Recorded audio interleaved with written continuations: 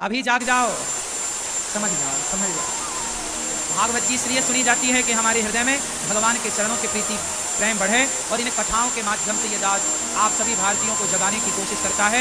मैं आपसे आपका परिचय करा रहा हूं कि आप कौन हैं। आप भूल गए, आप मांसाहारी कभी थे ही नहीं, आप भारतीय हैं, शुद्ध शाकाहारी थे।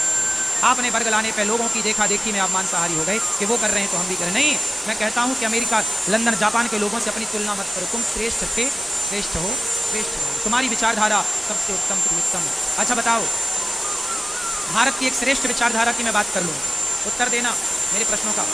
बताओ, आपकी जो दादी है, आपकी जो नानी है, आपके जो परिवार में जो पुराने लोग हैं, मैं उनकी एक बात पूछ लूँ, आप उत्तर देना। तुम्हारी मौसी होगी, तुम्हारी बुआ होगी, तुम्हारी नानी होगी, तुम्हारी दादी होगी। कई बार उनके पति, किसी के पति भगवान के घर चले गए, तो क्या तुम्हारी दादी ने दूसरा ब्याह किया था? क्या तुम्हारी मौसी ने दूसरा ब्याह किया था? बोलो, क्या किया तुम्हारी मौसी, नानी, दादी ने जब तुम्हारे नाना, दादा, मौसा जी, फूफा जी भगवान के घर चले गए? तो क्या किया था आपके परिवारी लोगों ने? सारी जिंदगी तुम्हारी मौसी विधवा रह करके गुजार दी, हाँ या ना? लेकिन सारी जिंदगी तुम्हारी नानी ने, तुम्हारे नाना नानी के पति चले गए, नाना जी चले गए, लेकिन नानी उनकी विधवा रह के गुजार दी। सपने में भी किसी पराये मर्द के बारे में नहीं सोचा। सही है कि गलत है? तुम्हारे फूफा जी चले गए, तुम्हारी बुआ ने सारी जिंदगी विधवा रहकर गुजारा। मौसा जी चले गए, मौसी सारी जिंदगी विधवा रह के गुजारती है, हाँ या ना? सवाल करता हूं, भारत देश में विधवा स्त्रियां हैं, क्या अमेरिका में आपको एक भी विधवा स्त्री मिलेगी? उत्तर दो। अमेरिका में कोई स्त्री विधवा होती है? नहीं। वहां एक चला जाए, पति मर जाता है, तो वो महीने 2 महीने में ही दूसरा विवाह कर लेती है। वहां का कल्चर है ये। वहां शादी ब्याह होते ही नहीं है, वहां तो बॉयफ्रेंड गर्लफ्रेंड चलता है। 80 साल की डोकरी, 80 साल की बूढ़ी स्त्री भी यदि उसका पति मर जाए तो वहां 80 साल का दूसरा बुढ़ा बॉयफ्रेंड ढूंढ के लिए आएगी। वहां का कल्चर है ये। आपको हंसी आ रही है, लेकिन वहां ऐसा है, हाँ या ना? बोलो मेरी माँ। आप बताइए कि जिस देश में आपकी मौसी, आपकी बुआ, आपकी नानी, आपकी माँ विधवा रहकर गुजार दें और पराये पुरुष की तरफ आंख उठाकर ना देखें, ये नारी कहां मिलती हैं? इन नारियों को कहते हैं पतिव्रता। क्या बोलते हैं? पतिव्रता नारी केवल भारत में मिलती हैं। भारत के अतिरिक्त तुम दीपक लेके ढूंढ लो, दुनिया के किसी कोने में भारत जैसी पतिव्रता नारी तुम्हें मिल जाए तो बता देना। ये है भारत। और तुम कहते हो अमेरिका करता है, अरे वो अमेरिका, वो जापान, वो लंदन भारत की बराबरी कर सकता है कभी?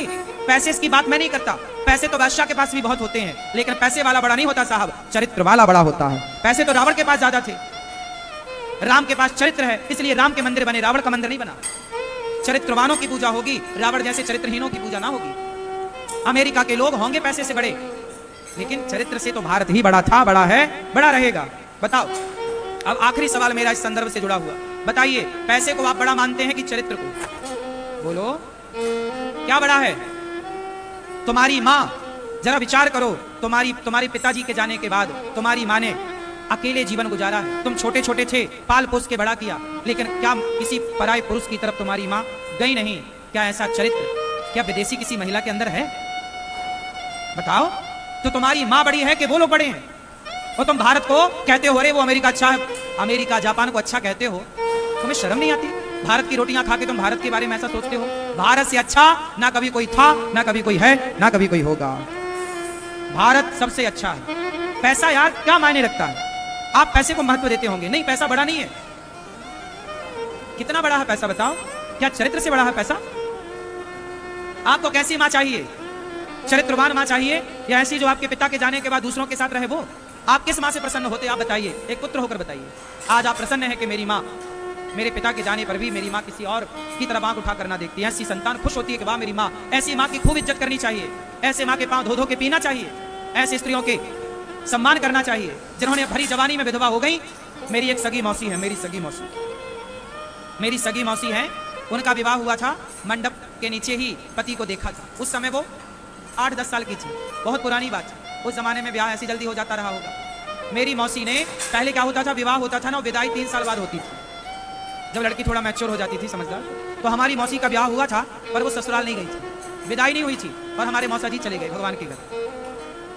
आज भी वो जिंदा है हमारी मौसी, सारी जिंदगी गुजार दी, लड़कपन, जवानी, भरी जवानी गुजार दी, बुढ़ापा गुजार दी। आप तो बिल्कुल जर्जर हैं, आखिरी स्थिति पर हैं, लेकिन चरित्र पर दाग नहीं लगा। ऐसी स्त्रियां ढूंढ लेना, पूरी दुनिया में कहीं मिल जाए तो बताना, मैं पांव धो के पीऊंगा ऐसी स्त्रियों के। चरित्रवान स्त्रियां भारत में पाई जाती हैं। और तुम्हें इज्जत नहीं है भारत की। तुम कहते हो वो अच्छा है, पाक अच्छा है। भारत की रोटियां खाते हो, गुणगान तुम दूसरों का गाते हो। तुम जानते क्या हो भारत को, कितना जानते हो अपनी संस्कृति को। आज विडंबना जानती हो मेरी मां क्या हो गई कि हमारा युवा अपने भारतीयता से, अपने भारत की संस्कृति को भूल गया, संस्कारों को वो पैसे को महत्व देता है। जी पैसा है तो सब कुछ है, आप सब कुछ है। पैसा है तो सब कुछ नहीं है मेरे भाइयों। पैसे से बढ़कर भी बहुत सारी चीजें आज भी, आपकी इज्जत, आपका सम्मान, आपका चरित्र, पैसे कोई कीमत नहीं रखता। ये बात तुम्हें अभी समझ में नहीं आएगी, लेकिन एक टाइम बाद मेरी बात तुम्हें समझ में आएगी कि चरित्र की कीमत क्या है। कितने लोग मानते हैं चरित्र को बड़ा, कितने लोग मानते हैं पैसे को बड़ा।